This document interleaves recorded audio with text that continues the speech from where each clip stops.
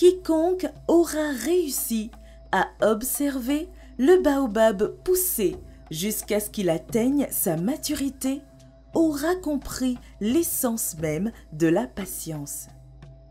L'hippopotame veut posséder une crinière comme celle du lion. Il trouvait cela fort élégant et plutôt joli. Il alla voir le grand doyen du cercle des initiés et lui demanda une crinière comme celle du lion.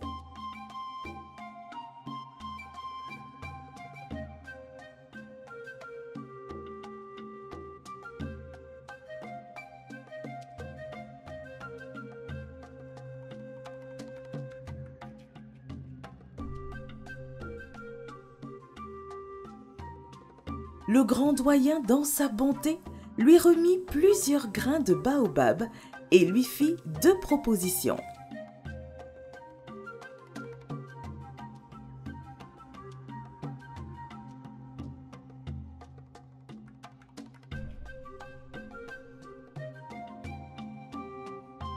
Attendre que l'arbre soit à maturité, se servir de ses fèves, de son écorce et de ses feuilles afin de faire une mixture et l'appliquer sur son crâne chauve ou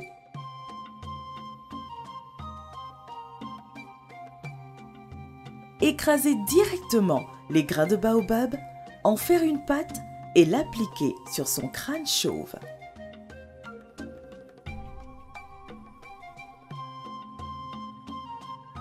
Mais l'hippopotame connaissait bien le baobab. C'est un arbre dont la croissance est très lente et il ne pouvait attendre aussi longtemps pour avoir une crinière. Il décida alors d'écraser les grains, d'en faire une pâte et de l'appliquer sur son crâne chauve. Il patientait alors tranquillement. Il attendait les effets miracles de la pâte magique.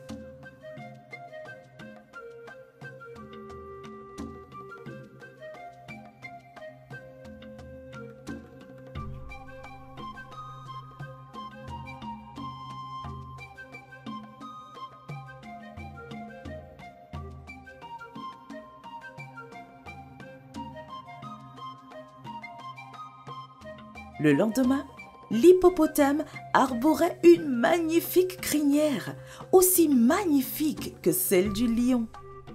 Mais sa crinière était éphémère. Au bout de 7 jours, il redevint chauve.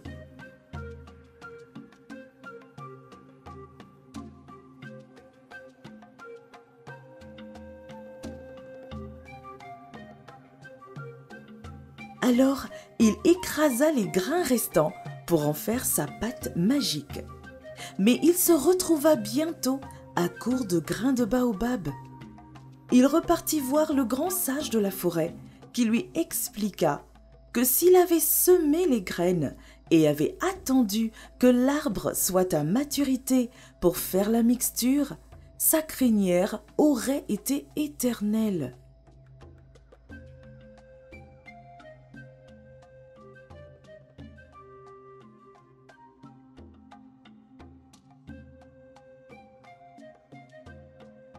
L'hippopotame rentra chez lui triste et chauve.